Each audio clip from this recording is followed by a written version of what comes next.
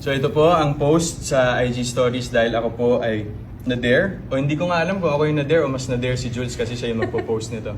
So ito na po yung sagot doon. Yes. LDR, nandiyan. Ito na kami guys, ang Team LDR, nandiyan. Ito na kami guys, ang Team LDR, nandiyan. Welcome back mga kaaldab.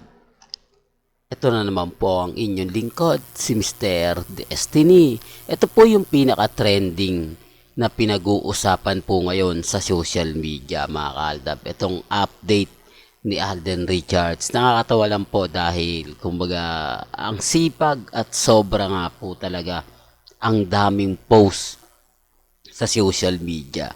Di po ba na kumbaga mananawa po talaga ang mga Aldab Nation sa pagbibigay ng mga kumbaga kapapanood na mga update nila Alden Richards at ni Maine Mendoza. Di po ba? Masaya lang po tayo kasi kahit anong mga sabihin nila, kahit ano po yung gawin nila, tayo pa rin po yung panalo eh. Tayo pa rin po yung bida at tayo pa rin po pinag-uusapan. Di po ba? Sinasabi ko lang po ito para po sa kaalaman ng lahat. Para lang po sa mga dumadaan at bumibisita po sa channel natin. At syempre hindi naman po papahuli si Maine Mendoza. Kaya lang issue po ang bumato. Issue po talaga yung kumbaga dito pinag-uusapan dahil sabi nga po ng iba masyado na raw pong payat si Mengay. Ang sabi naman natin na matataba lang po talaga ang nakasama ni Mengay. Kaya nga po ganyan ang katawan niya sa mga netizen, sa mga hindi po nakakaalam at sa mga baguhan lang po sa channel natin. Sabi ko nga po sa inyo dito naman sa channel ni Mr. Destiny, lahat po na mga gusto nyo pong malaman, pabor man o hindi, magiging updated po kayo. Di po ba? Pero bago tayo magtuloy at bago natin pag-usapan ang mga ibang update pa, kung bago ka lang sa channel na to at isa kang true-blooded Aldab Nation na nagmamahal po kila Mengay at Isoy, tama po ang channel na pinuntahan mo kaya consider na po kitang bagong subscriber. At huwag mong kalimutang i-share ang mga video po natin sa mga mami, sa mga titas at sa mga senyor. Kaya nga po mga kaaldab, natutuwa ako lalo na nga po ngayon na talagang ramdam na ramdam po natin ang presensya nila Alden Richards at ni Maine Mendoza. Ito yung nakakatawa. Kahit po kasi sinasabi nilang ganyan si Mengay, wala rin pong reaksyon si Mengay. Hindi niya rin pinapatulan itong mga gumagawa na po ng issue sa kanya. Sabi ko nga po sa inyo, depende na lang to sa mga manonood at kumbaga tatangkilik. Kaya nga po mga kaaldab, ako pagdating sa mga bagay-bagay na gusto nyo ng update, lalong-lalo na po pagdating kay Alden, busog na busog kayo dito sa channel ni Mr. Destiny. Kasi lahat naman po ng mga gusto nyo pong malaman, pabor man o hindi, yung mga kaganapan ni Alden, ni Julia Montes, talaga naman pong, kumbaga, patok na patok. Ito yung binibida rin ng website ng GMA Kapuso.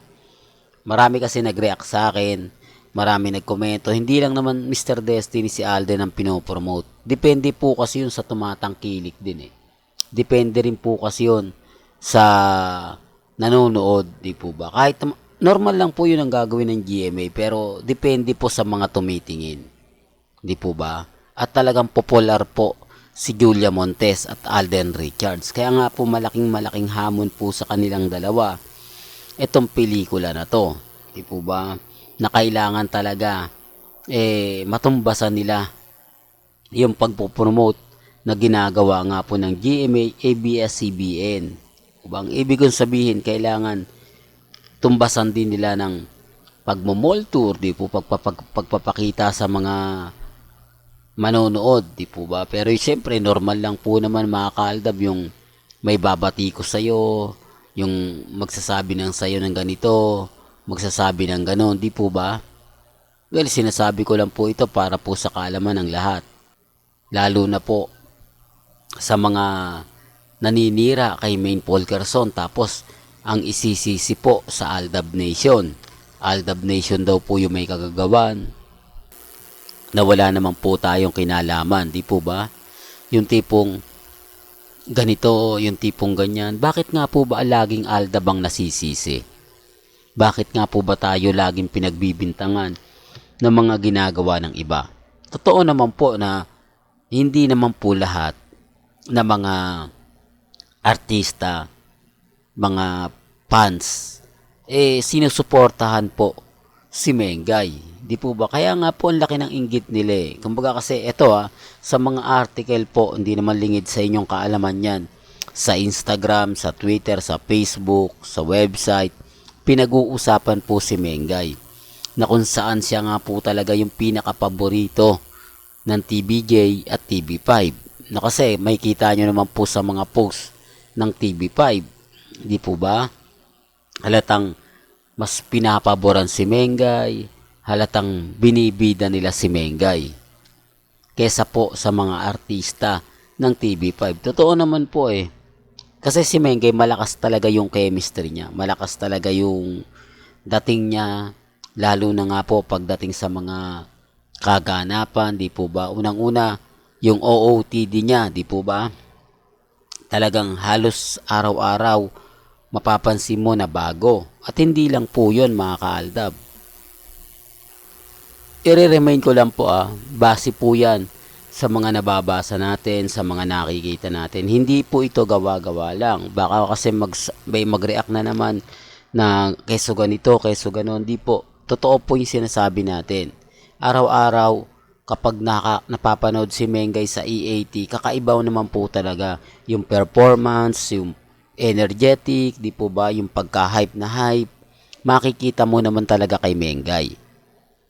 Na hindi naman po gaano natin nakikita kila Raisa, kay Karen, di po ba, yung kwela na binabato minsan ni Mengay. Kaya nga po mas marami po talaga ang masasabi natin na yung bumibilib kay Mengay. Kaya hindi po mawawala dyan yung mga pag-iinggit, di po ba, na normal na lang po sa Pilipino yan eh.